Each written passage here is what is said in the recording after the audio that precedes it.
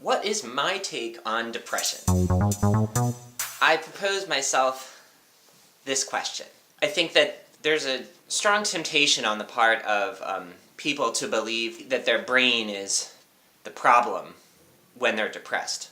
And there's billions of dollars at stake for the pharmaceutical companies, and the whole psychiatric industry is riding on the idea that not only is the problem with depression that it's some kind of chemical in your brain going wrong, but we can give you a pill to fix it. But I disagree. I have my own understanding of what depression is, and I'm doing this lecture, this little slideshow. I have a slideshow. This is what depression is from a psychological perspective, which is to say, a Carl Jung, the guy who wrote this book. To me, it's a much truer approach. You treat everything like it's a brain, like not everything's the brain, okay? Anyway, so this is how people start out. This is like, in the beginning, this will be you. And these are your natural talents. And a big circle means you have an abundance in that talent, and a small circle means you have kind of a deficiency in that talent. And this is just like how you came out.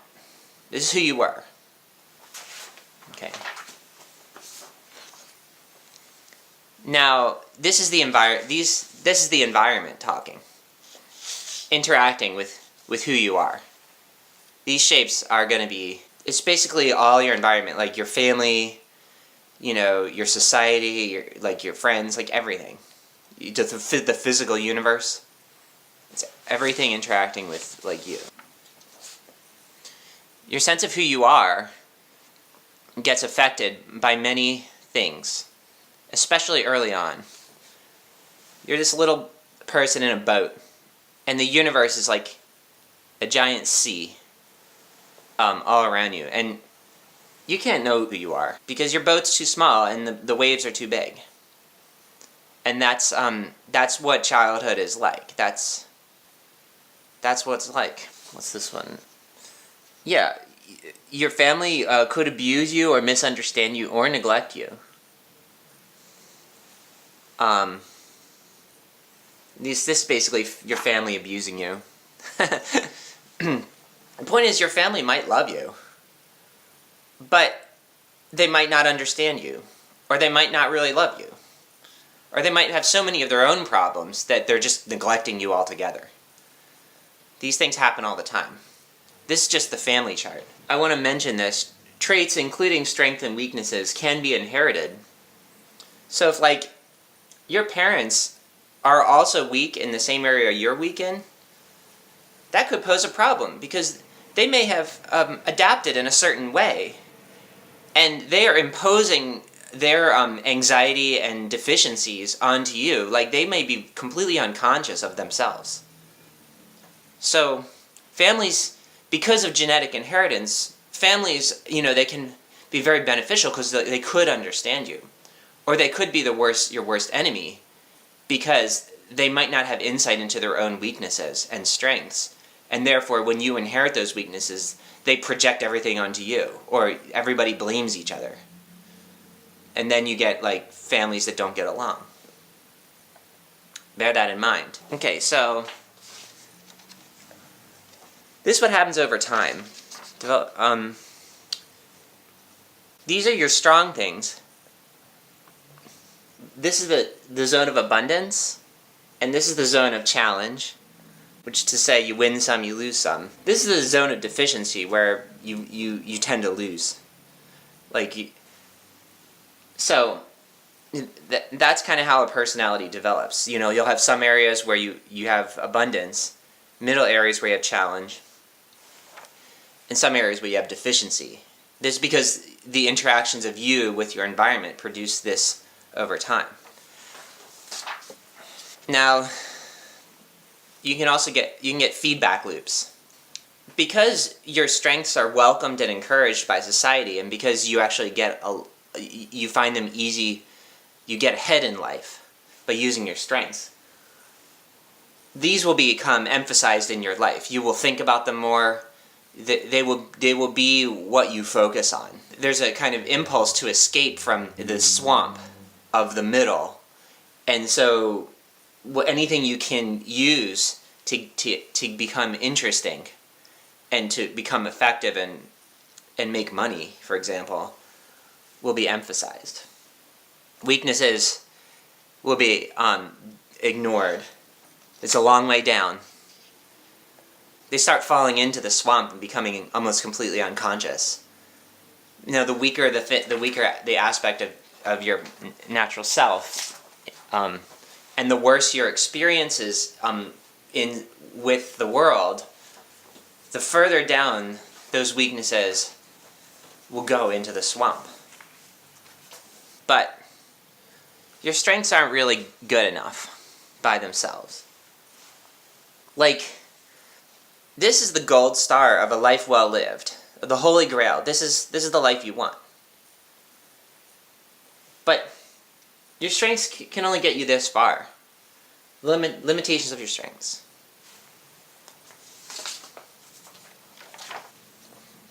You actually need weakness. You need weakness. Like, this is like a mature personality that is like a real grown-up, like a real person here. This is like the one you want. This is what everyone wants to be, almost. Some people are so proud of themselves they don't worry about like becoming great or really maturing as a person. But like people who encounter the limits of their strengths and they're not happy, they need the help of their weaknesses to get to up to this level. But they've lost track of their weaknesses. They're in the swamp. They don't even think about. They don't know how to use them. They got lost in childhood. Some traumatic event stopped the development of those weaknesses when you were 5 years old. And now you get depressed. And now's when you get depressed. Because you've taken your strengths as far as you could, and now in order to get to the gold star, you might need to do things that everyone is, society and your family have like told you is unacceptable. But I drew this line here because the truth is, there are certain things that are forever inaccessible, forever forbidden. And that just means, like, even when you engage in a journey to develop your weaknesses, to bring you up to the star, there's a part of being mature is to accept the fact that you will always kind of be weak in certain ways. I know St. Paul, St. Paul talks about, I'll quote the passage in the Bible.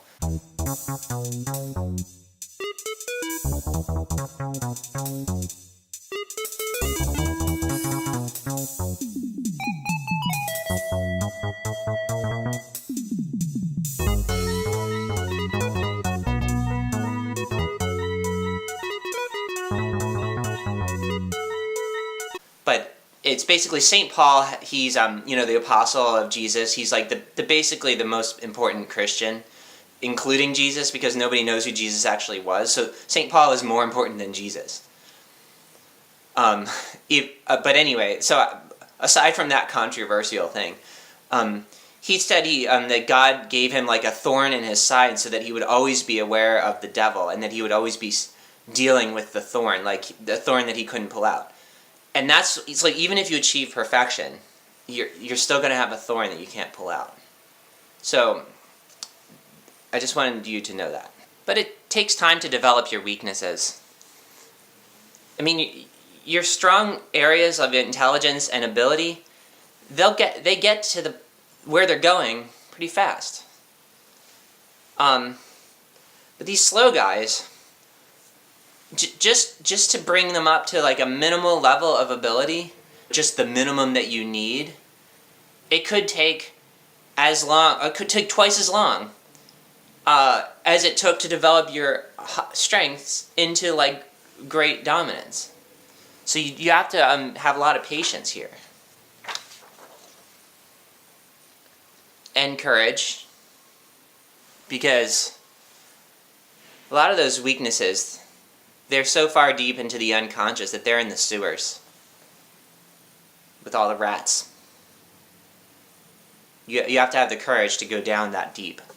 I think that's why most people would rather just listen to the doctors who tell them that it's a chemical imbalance and give you pills and have the insurance companies pay the money for all those pills. Like, most people would much rather take a pill. Because nobody wants to go down into the sewers where your weaknesses have been traumatized and are hiding amongst the vermin. The alchemical expression is, it is found in filth. You can't produce the philosopher's stone, eternal life. You can't achieve it unless you go into the filth. And so most people just want to take pills instead. Can you blame them? Okay. Here's my thing. Depression is a suspicion by the strong parts of your personality that your life doesn't need to suck as badly as it does.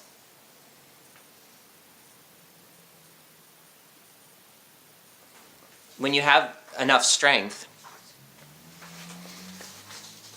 you start yearning to like go back and like bring up the little things that got traumatized in childhood, to bring them up so that you can have a full, rich life, so you're not just this narrow caricature of a person. That's what depression is. Depression is, you don't want to be a caricature of a person. You want to be a full person with a lot of versatility. And you're strong enough to be depressed.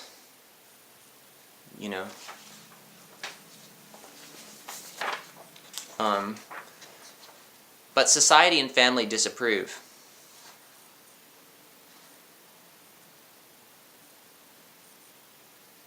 Okay.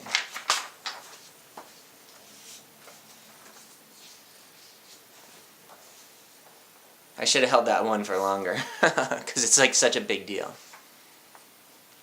Society and family disapprove. Anyway. So, you have to go on a hero's journey to find out for yourself what's actually possible. Like, I think depression is the call to the hero's journey. I think they're kind of the same thing. Depression is a call to take the responsibility onto yourself for figuring out who you are and what you're capable of and what the world really is like, as opposed to what your friends and family have merely told you it's like. Okay? And finally, who knows? The world might actually need saving. Your life and the world may not be so separate after all.